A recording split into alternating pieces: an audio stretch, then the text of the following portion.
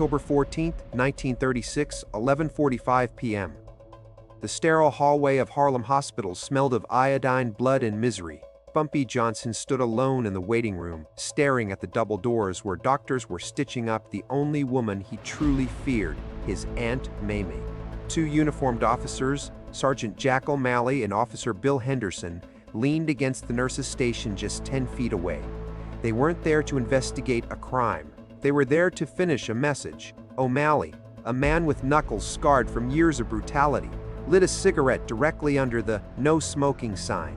He looked Bumpy dead in the eye, blew smoke toward the ceiling, and laughed. "Tell the old girl she should move faster next time, boy," O'Malley sneered, tapping his nightstick against his palm. "Or next time, she won't wake up." Everyone in that hallway expected Bumpy to draw his weapon.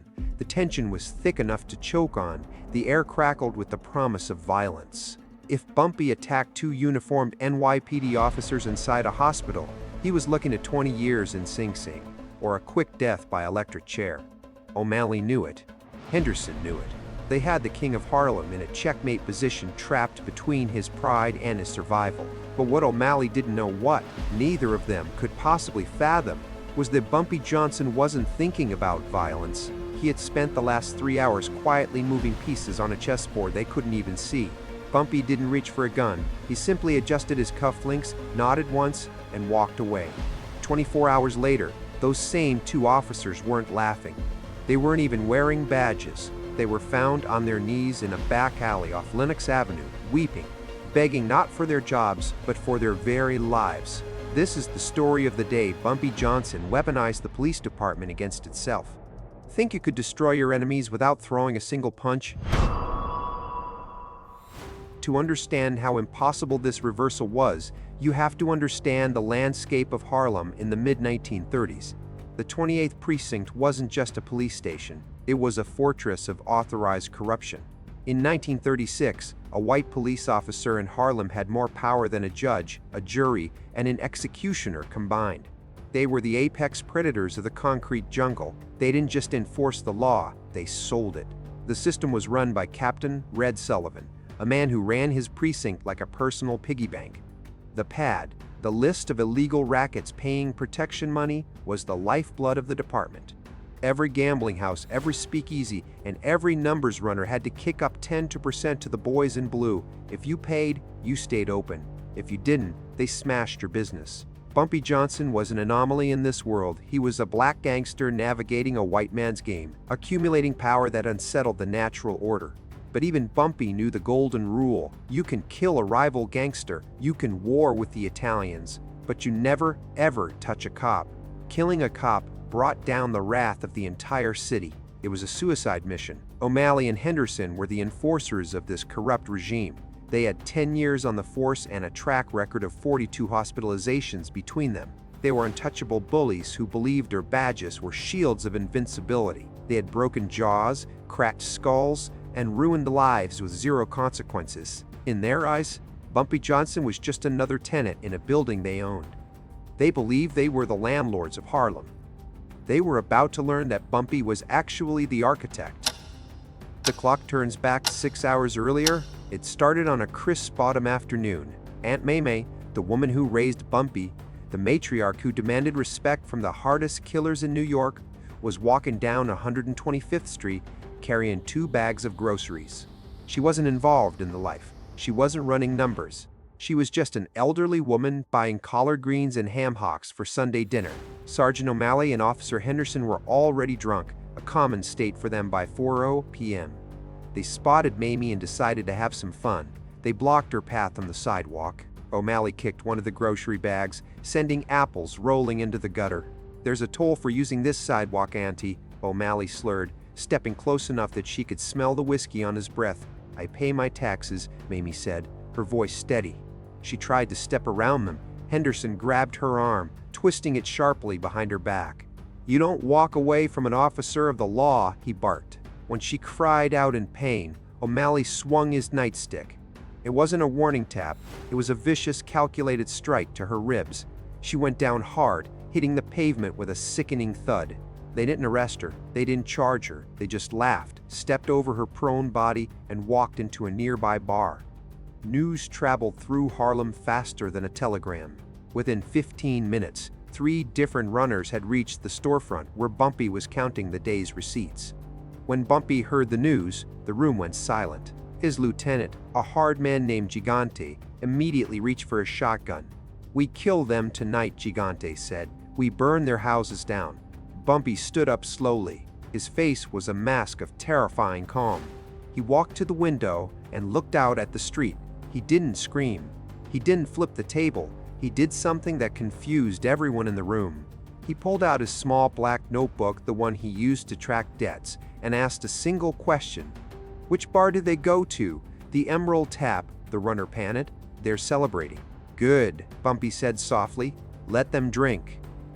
The trap required Bumpy to do the one thing his ego detested. He had to submit. At 8 p.m., 4 hours after the beating, Bumpy walked into the 28th precinct. He was unarmed. He carried a brown paper sack. The station was buzzing with activity, but the room fell silent when the Harlem Godfather walked in.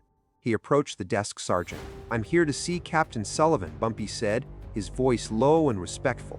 "I want to apologize for the trouble. O'Malley and Henderson were there, fresh from the bar, emboldened by the alcohol.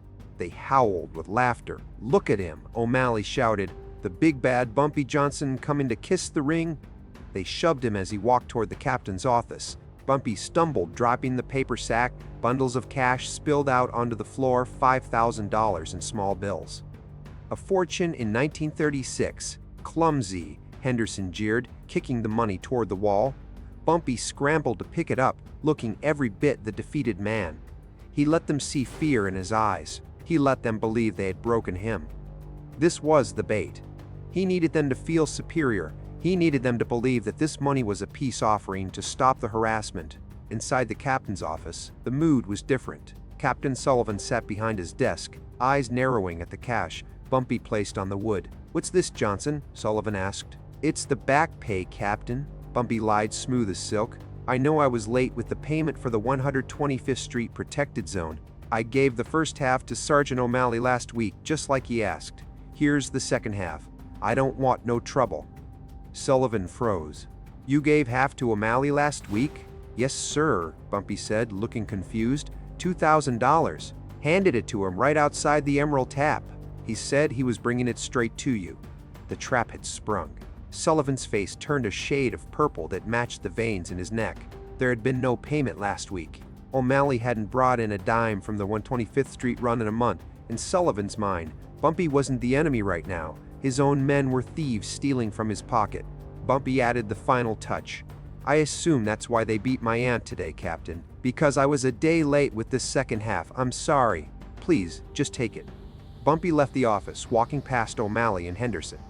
He didn't look at them. He just walked out into the night, leaving the poison to do its work. The brilliance of Bumpy's plan wasn't just the lie. It was the documentation he had prepared to back it up. Bumpy hadn't just walked in with a story. Earlier that afternoon, while his men were loading guns, Bumpy had called a favor from a clerk at the bank where O'Malley kept a safety deposit box. Bumpy knew O'Malley had been skimming, but not from the captain. He was skimming from street dealers. But Bumpy had forged a ledger page, a simple piece of paper he had slipped into the stack of cash he left on Sullivan's desk. It detailed dates and times of payments made to O'Malley that perfectly coincided with days O'Malley had bought new suits or paid off gambling debts. The dominoes began to fall the moment the office door closed. Captain Sullivan picked up the cash and found the note. He cross-referenced the dates with the precinct logbook. Every date Bumpy listed was a date O'Malley had claimed to be on patrol in Bumpy's sector. To Sullivan, the math was irrefutable. His trusted sergeant wasn't just beating old ladies. He was holding out on the boss. In the corrupt hierarchy of the NYPD, brutality was a perk, but stealing from the captain was a capital offense. Sullivan picked up his phone and called the internal affairs liaison, a man who hated O'Malley. But then he stopped. He realized if he called IA, he'd expose his own racket. He had to handle this in-house. He had to handle it the street way. At 11 p.m., while Bumpy was at the hospital staring down the officers, Sullivan was already issuing the order. But the real twist, the moment that shattered O'Malley's world, came at 2 a.m. O'Malley and Henderson were called into the basement of the precinct, thinking they were receiving a commendation for putting pressure on Johnson. Instead, they found Captain Sullivan sitting on a wooden crate, flanked by 4 other officers who had their service revolvers drawn. "Where is it?" Sullivan asked, his voice barely a whisper. "Where's what, Cap?" O'Malley asked, confused. "The $2,000 you took from Johnson last week," Sullivan roared, throwing the fake ledger at O'Malley's chest. O'Malley looked at the paper. His hands started to shake. "Cap, this is a lie. Johnson is lying. I never took a dime." "So he just walked in here and handed over $5,000 for nothing?" Sullivan screamed. "He paid the second half. You 2 greedy bastards pocketed the first half and then beat his aunt to cover your tracks." O'Malley looked at the ledger. He looked at the guns pointed at him. He realized with a sickening lurch that the truth didn't matter. Bumpy had used the captain's own greed to frame them. The logic was perfect. The evidence was forged but plausible. They were trapped. The physical reaction was immediate. Henderson threw up on his shoes. O'Malley, the man who had laughed in the hospital, felt the blood drain from his face until he was ghost white. His knees gave out. He collapsed to the concrete floor. Bumpy hadn't fired a shot. He had simply intercepted the money flow and let the sharks eat each other. The consequences were swift, brutal, and silent. By sunrise the next morning, Sergeant O'Malley and Officer Henderson were no longer police officers. They were stripped of their badges, their guns, and their pensions. But simply firing them wasn't enough for Captain Sullivan. He wanted to make sure they never spoke about the precinct's business. He gave them an ultimatum: leave New York forever, or face a corruption trial that would end with them in a cell at Sing Sing cell surrounded by the very criminals they had abused for years. The rumors hit the street by noon. The 2 most feared cops in Harlem were gone. But the story didn't end there. Bumpy Johnson wasn't finished. 3 days later, a man fitting Jack O'Malley's description was seen in a dive bar in New Jersey, trying to pay for a drink with a watch he had stolen years ago. He was broken, destitute, and looking over his shoulder every second. Back in Harlem, the power dynamic shifted overnight. The other officers in the 28th precinct got the message loud and clear. They didn't know exactly what Bumpy had done, but they knew the result. 2 men touched Bumpy's family, and 24 hours later, those men had been erased from existence by their own captain. Bumpy's Aunt Mame recovered fully. When she returned home from the hospital, there was a police cruiser parked outside her building. It wasn't there to harass her. It was there to ensure nobody double-parked in front of her entrance. The tax on 125th Street for local residents vanished. The police went back to collecting from the rackets and left the civilians alone. Bumpy had established a perimeter of immunity around his people, not through force but by demonstrating that he could manipulate the police hierarchy better than the captain himself. This story is a masterclass in the difference between being a tough guy and being a strategist. Most men in Bumpy's position would have reacted with emotion. They would have seen the blood on their aunt's face and reached for a weapon. That reaction is human, but it's also predictable. And in the game of power, being predictable is a death sentence. Bumpy Johnson understood that violence is loud, messy, and brings heat. But intelligence is silent. Intelligence is deadly. He knew that your enemy's greatest weakness isn't their physical vulnerability, it's their own internal corruption. He used O'Malley's greed and Sullivan's paranoia as the weapons to destroy them both. The lesson here is profound and applies to every battle you will ever face, whether it's in the streets or the boardroom. Don't just attack the person in front of you. Attack the ground they stand on. Attack their support system. Bumpy didn't fight the pawns, he tricked the king into sacrificing them. As the legend goes, when a young associate asked Bumpy why he didn't just shoot them, Bumpy tapped his temple and said, "A bullet can kill a man, but a secret can kill a man's entire life." October 14th, 1936. 2 corrupt cops thought they were untouchable, but within a day, they were begging for mercy. If the story of cold calculation showed you that the mind is the most dangerous weapon, smash that subscribe button. Drop a like if you believe loyalty to family comes before everything else. Comment below, if you were Bumpy, would you have framed them or fought them? Remember, the loudest man in the room is the weakest. The quietest man is the one watching you bleed.